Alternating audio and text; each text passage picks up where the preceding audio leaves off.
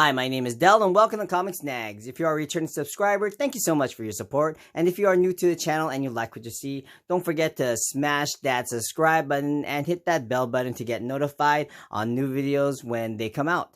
So let's get on with the comic book. This is the Punisher magazine with this terrific cover by Mike Zeck. This is actually reprinting the first limited series by the Punisher. And next we have RoboCop 2 #1. This is the official adaptation of the hit movie.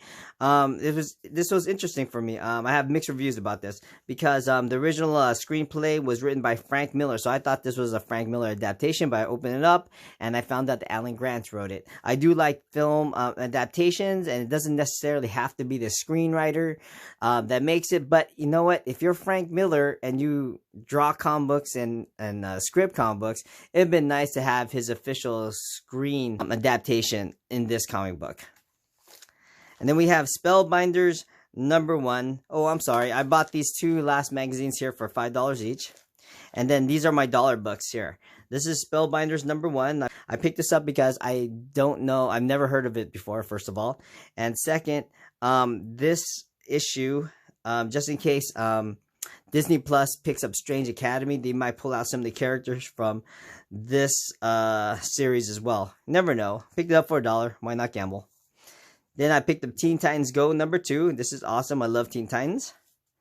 Then this is Punisher #1. This is the origin of Microchip. Robots 2, The Sentinels. I love anime stuff. Chuck #1. It is a little beat up, but I'm glad I have it. As you know, I love TV adaptations. Astro City 1/2. And I pulled this out of the dollar bin. It is a little bit beat up, but it is still Hulk #1. This is a variant edition. This is a variant cover by Michael Turner. I thought this was awesome for $1, even though it was beat up. Look at all those ticks right on that corner. But you know what? For $1, you can't really beat that. And now these next section, I bought these comic books for $2. This is Avengers plus X-Men #1. And then What If starring What If 111. This is Wolverine. This is What If Wolverine was a Horseman of War. I thought that was very cool. A newer one. This is DC Universe Lazarus Planet Alpha. This is the one shot. And this is The Wake by Scott Snyder and Sean Gordon Murphy. This is actually very cool. This is one of my favorite writers, as well as one of my favorite artists. I can't wait to read this one. Then this is Free Comic Day Secret Wars #0. I'll pick up anything Secret Wars because I think that with the MCU's plans later on, I believe in Phase 6, they're gonna end it with Secret Wars movie 1, Secret Wars movie 2, and I think people are sort of split on whether or not it's gonna be the first one, the Marvel superhero Secret Wars one, or if it's gonna be the Secret Wars of this run here, the Hickman run. Who knows? Maybe I'm wrong. And then we have a Free Comic Book Day, all new, all different Avengers. This is a minor key. This is the first appearance of this team. And then we have Justice League #18. This I believe is basically the creation of the modern day Lobo, as we know it, as a big bad kick butt biker guy, cosmic biker guy. Love this issue actually. And then we have Bizarre 3D Zone #1. I don't know. I picked this up because this is so weird, man. It is not in the greatest shape, but it's all 3D in here. Too bad it didn't have the glasses, but I actually picked up glasses from a different book, and I got to look at it. It's pretty awesome. Then I picked up Uncanny X-Men #224. This helps fill out my X-Men run. Then Jackie Chan Spartan X. Love it. And then Cable and Deadpool #43. This is pretty awesome. I never saw this cover before. This is a Scott Young cover. It looks fantastic. And then here, let me go bring out this next stack.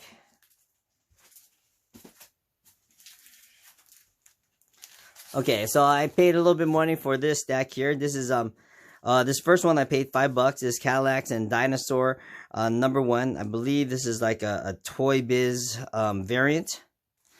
And then I picked up this next stack of like 10 or 11 comic books for about $30, which breaks down to about a little less than $3 comic book. So this is Amazing Spider-Man #1 with a Jeff Campbell cover, and number 32 with a Jeff Campbell cover. This is Amazing Spider-Man number 40. I got 2 copies of Amazing Spider-Man number 41. Got these Batman 66 meets Wonder Woman number 5, and then number 6. We have Batman 66 meets the Legion of Superheroes number 1. Batman 66 meets Steed and Mrs. Peel number 6. I don't know much about these, but then these kind of seem fun to read. And then I'm really glad I picked this up. I read this digitally. This is Spider-Man Blue, book 1. Glad I picked this up. This is actually one of my favorite Spider-Man stories. And then we have Green Lantern 153. And I picked this up because, or it was part of the pack anyway, but I picked this up because it has a Jim Lee cover. This is awesome. Then this one I picked up for $8. This is X-Men Black number 1. This is Jeff Campbell with Emma Frost right there on the cover. And then Voodoo number 1. I believe this is by artist Pearson. Great cover. Okay, so this one I actually paid a little bit of money. I paid, I want to say $60 for this because he gave it to me at like a little bit more than half off. This is original art. This is Deadpool number 1. This is a sketch cover, but it's got original art on there. And the reason I got it so low is because we both don't know who actually drew this. My guess, but then I've been looking around for this signature and I can't find it at all or anything close to it, would be this is Chris Bachalo. I'm not sure if it is Chris Bachalo. I'm so happy because he's one of those staple Deadpool artists, but man, I don't know. I mean, the only way I'm guessing is that, you know, I think I have a couple of Chris Bachalo signatures, and he has those very big loopy things at the end. But this Bach 13, 13 of course is the year. Bach may be, like I said, Bachalo, but I'm not sure. He's got it here and he's got it over here. I've never seen the square before on his signatures, so this could be one of his early work. You know what? I don't know. But anyway, I'm still glad I actually picked that up. Hopefully it's his. But if it isn't, I'm still happy. It's a great, great, great original art. And then this one here, this is Amazing Spider-Man 36. This is the 9/11 tribute comic book, which is awesome. Always give me chills every time I read it. This one has a funny story to it. This is one of the comic books, like during my vacation, I wanted to buy in one of the comic book stores, and both my daughters are there. And so, you know, I asked the owner's like, is that the 9/11 tribute? And he goes, yeah, that is. And then I was like, cool, how much? And he goes, $80. And then the other guy, some other customer there chimed in and says, oh yeah, I have that comic. And we all three started a conversation. So my kids were there and they're all laughing about that moment, about how we were bonding over a comic book and we never met each other. So, you know, when I brought this home, I showed it to both my daughters and they both yelled out, 9/11 comic book. And I thought that was actually very cool of them that they actually know that. Yeah, I'm glad I picked this up. It does have a couple ticks, but you know what? For $40, I'm still happy to have it. The next one I found was the new Incredible Hulk number 377. This is a minor key. This is the first appearance of Professor Hulk. Sure, I picked this up for $15. And then the last snag of the day is Preacher number 1. This is a beautiful, gorgeous copy of Preacher 1.